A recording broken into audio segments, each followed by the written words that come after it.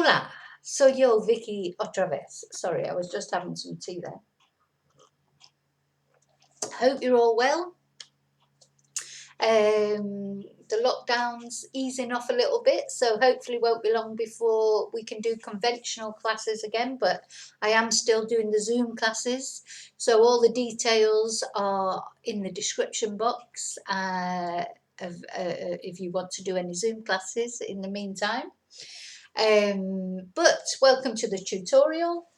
Today we are in Break the Language Barrier Level 3 and we are on page 25. So, as usual, you don't need the book. I will put some details in the description box that will help you follow the video if you don't have the book. If you want the book, you can buy it on any Amazon site, or in fact, now that I can move around a little bit more, you can order it through me and I can deliver it to you or meet you somewhere and give it you if you're local. I just want to say thank you to everybody for subscribing. I have 302 subscribers up to today, so that's smashing. Thank you very much. Couple of things that I just wanted to mention. Don't forget that if you are practicing Spanish at home, good ways of practicing are also the bilingual storybooks. Rocky the Rebel, Rocky el Rebelde, Duque el Rey y Peter el Tonto se van de vacaciones, Duke the King and Silly Peter go on holiday, and Princess Tia's Great Adventure, La Gran Aventura de la Princesa Tia, which unfortunately I haven't got the Spanish subtitle on there. But basically these books are for children in a way, but they work just as well for adults. They work on 2 levels. And they're stories that are in English and Spanish side by side, so you can follow the English and follow the Spanish at the same time. Practice your tenses. They have all different tenses in there, lots of different vocabulary, and also they are on audio. If you'd like to listen to them as you're reading them, there is audio as well. Anyway, so today we're on page 25. We're looking at those lovely indirect object pronouns. I know how you all love pronouns, you love learning them just as much as I love teaching them. But the important thing to remember about pronouns is they're only difficult, as with everything, they're only difficult until you understand how they work, and then actually they're quite simple if you can just turn around the way you think. So we've looked at direct object pronouns in level 2. If you don't know about direct object pronouns, you need to go back to the video or to the book and learn about those first, because there's no point trying to learn about indirect direct object pronouns if you don't know about direct object pronouns. So that would be my advice before continuing with this video. Of course, there are lots of other videos. I'm trying to put on them which book now that they come from in the page, so that you can, because people like to follow them with the book. But if you're ever not sure of where you can find a particular video for something that's in a book, drop me an email. I'll send you the link. Okay, so what is a direct object first of all? So a direct object basically is what we are performing an action on. So if I say I buy, that's an action, that's a verb. If I say I buy the book is the direct object, that's what I'm buying.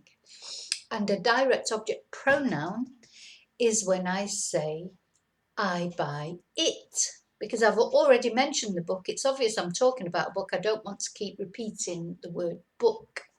That's a direct object. So what's an indirect object? Well, an indirect object is maybe who I'm buying the book for. Yeah, I buy the book for you. So it's where, if you like, the direct object is going after the action's been performed on it. Is normally a person. I don't like to say it's always with anything in language, because There's always an exception, and I can't think of one at the moment, but there's bound to be one. So I won't say always, I'll say nearly always, 99.9% of the time, an indirect object will always be a person. Something you're buying that is going somewhere else after. So in the book, and I'm going to put in the description, you've actually got the direct object pronouns in English and Spanish and the indirect object pronouns in English and Spanish. So I'm not going to go through them. I'm going to presume that you know them from either them being in the book or you've got the table in the description box of this video. The most important thing then is the placement, and this is the thing that people struggle with. So in English, they always go at the end of a sentence, yeah?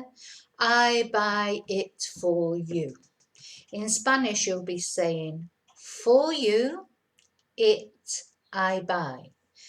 Indirect object first, direct object pronoun second. And then where we put them depends on the formation of the verbs we're using in the sentence. So if they're conjugated verbs, like I buy it for you, I buy is a conjugated verb.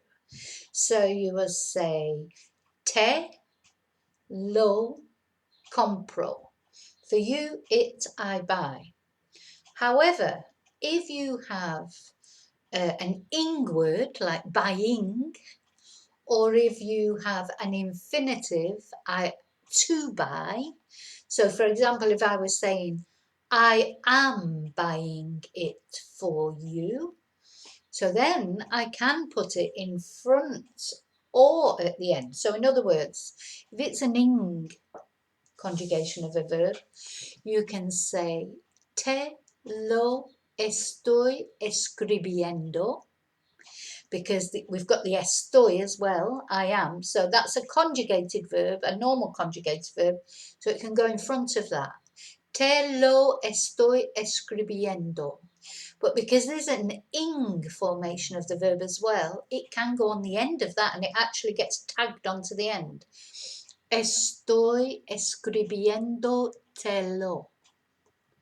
And the other time it can go on the end if it's an infinitive. So if you're saying, I want to buy you it.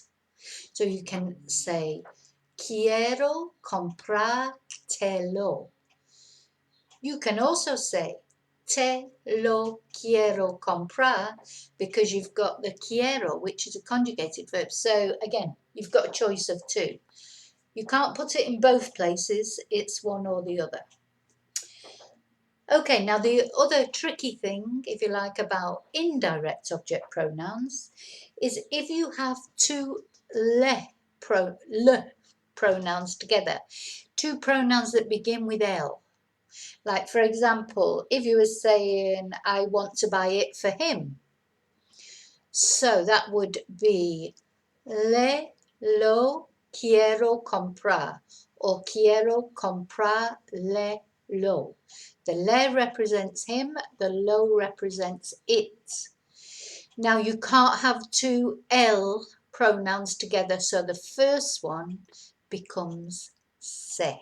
This is tricky.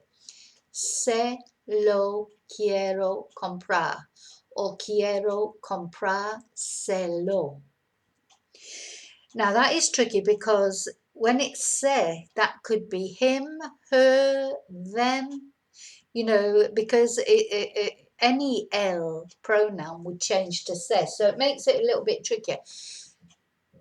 But we always have to remember that although when we do the exercises, we're looking at just a sentence out of context, normally when you're using pronouns, the very fact you start to use a pronoun means that it's obvious who you're talking about or what you're talking about. Otherwise, you wouldn't pass on to using a pronoun. You'd keep repeating the name. Yeah, so if I start talking about Juan or Jose or Pedro or Pablo, at first I'll mention their name, but then I will swap. When it's obvious that I'm talking about Pablo, I will then change to him instead of keep saying Pablo all the time. Okay, Confused? No, hopefully not. It's explained in the book anyway. But we're going to look at the sentences now in the practice, which will help, hopefully, to explain it. So practice A, this now we've moved on to page 26. Practice A, number 1, she told me it yesterday. So she told me it yesterday. So me, I'm the indirect object because it is what she told me. So, me lo dijo ayer. To me, it she told yesterday. Número 2. We didn't used to buy ourselves them often. So, used to is imperfect. Again, if you're watching this and you don't know about tenses, you need to be at a level to follow this video, this tutorial. Although you don't need the book, but you do need a certain level. You need to know past tenses, etc., because there'll be all sorts of tenses in these examples. So we didn't used to buy ourselves them often. So it'd be no, nos. So the us goes first. No nos los them comprábamos a menudo. That's quite a mouthful. I just need a drink of tea after that.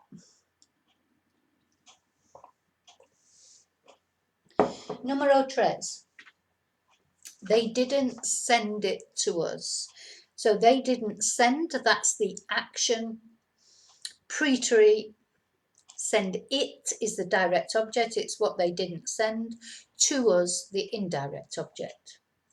So, no nos lo mandamos. I always think actually it sounds much simpler in Spanish when you click. It seems like harder to say in English sometimes. So, no nos lo mandamos or enviamos. Number 4, we don't make it for her every day. So, no se lo hacemos cada día. Now you need to use the se there because it would be no le lo hacemos, and we can't have le and lo together. So the first pronoun reverts to se. No se lo hacemos cada día o todos los días. Número 5. He paid you for it in cash. Again, preterite.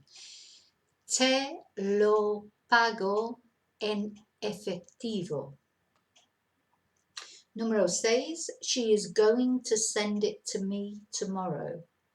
So, now, with this one, we have a conjugated verb and an infinitive. So we've got a choice of 2 ways to say this one. Me lo va a mandar o enviar mañana, o va a mandármelo o enviármelo mañana. Número 7, I sang it for him. So, preterite, se lo canté. So for him, it I sang. Le lo canté. The le becomes se because you've got the 2 L pronouns. Número 8, we had to sell it to them. So them, again, will revert to se because it is lo, so it can't have the 2 L words. So it's se lo tuvimos que vender. So to have to is tener que. People often forget the que. It's not just tener, it's tener que. So, se lo tuvimos que vender. Número 9, you can send it to me by email. So, me lo puedes enviar o mandar por email. And again, we could also do it with, because we've got an infinitive, we could tag them onto the end of the infinitive. Puedes mandármelo por email or enviármelo. Número 10, you must buy it for yourself. Again, we've got must, which is deber, and then the infinitive of to buy. So 2 ways we can say it. Te lo debes comprar o debes comprártelo. Número 11. He didn't need to pay us for it the day before yesterday. Bit complex again. So he didn't need. No necesito, because it's the day before yesterday, so it's pre-treat. No necesito pagárnoslo. That's if we use it, tagging it onto the end of the infinitive. Anteayer. No necesito pagárnoslo anteayer. Or, because we've also got the conjugated verb necesito, no nos lo necesito pagar anteayer. It's like a jigsaw putting it all together. Número 12, why do you give it to me? And that's feminine it. So, ¿por qué me la das? No other way of saying that one. Número 13, she is preparing it for herself. So, se lo preparo, we could say. We could also say, se lo está preparando, or está preparándoselo. So we've got 3 ways we could say that. Número 14, he used to buy them for himself. Used to is imperfect. So it would be le lo, but we have to change the le. So se lo compraba. ¿Vale? Se lo compraba. And número 15, I am keeping them for you. I would use guardar there to keep something for someone. So, te los estoy guardando. That's if you put your pronouns in front. But because you've got guardando, an ing verb, you can say, estoy guardando te los. Sorry, it's them. So, te los estoy guardando, o estoy guardándotelos. Y because in Spanish they don't always use the ing word, you can also say that you can say it in the present simple. Te los guardo. So we've got, again, quite a few choices of how to translate those. Anyway, I'm going to put those sentences in the description box as well. So you've got sentences in English. I'm not going to put the answers. But the answers, of course, you can check by watching the video. If you have the book, the answers are, of course, in the back, but only to be checked afterwards, not to be used, obviously. I mean, to me, I would, even if you didn't know how to do it and you have no clue, just have a go, because that's how you learn. So you will get some wrong. You may get quite a few wrong the first time that you do it. Keep doing it, leave it a week, go back to it, try it again. And eventually you'll find you can do all those correctly in one of the correct forms, because remember there's often more than one way that you can say them. In the next video, I'm going to do go through the translation that follows on there on page 26, but not on this video because I don't want it to be too long. Don't like to get too bored. Anyway, especially now you have got some other things to do now. I suppose in the lockdown there wasn't much else to do, and I know that I've done quite well for subscribers probably because of the lockdown as well. Anyway, hopefully you found the video useful. If you have, please give me a thumbs up. And if you haven't subscribed, please subscribe. Then you'll get notifications of future videos. The thumbs up and the subscribes also, they are important to me just because it gives me an idea of videos that people have liked, or any positive feedback is appreciated. Even negative feedback, if there's any suggestions, etc. I'm always interested to know what people find interesting about the videos. Some videos seem more popular than others. So Vale, muy bien. So again, I can't say quédate en casa now. It's just quédate sano, stay healthy. And bueno, sí. Si quieres comprar el libro, está en Amazon. Los otros libros están en Amazon. Hago clases de Zoom ahora. Si quieres hacer clases de Zoom, detalles en descripción. Y yo te veo en el próximo video. Muchas gracias.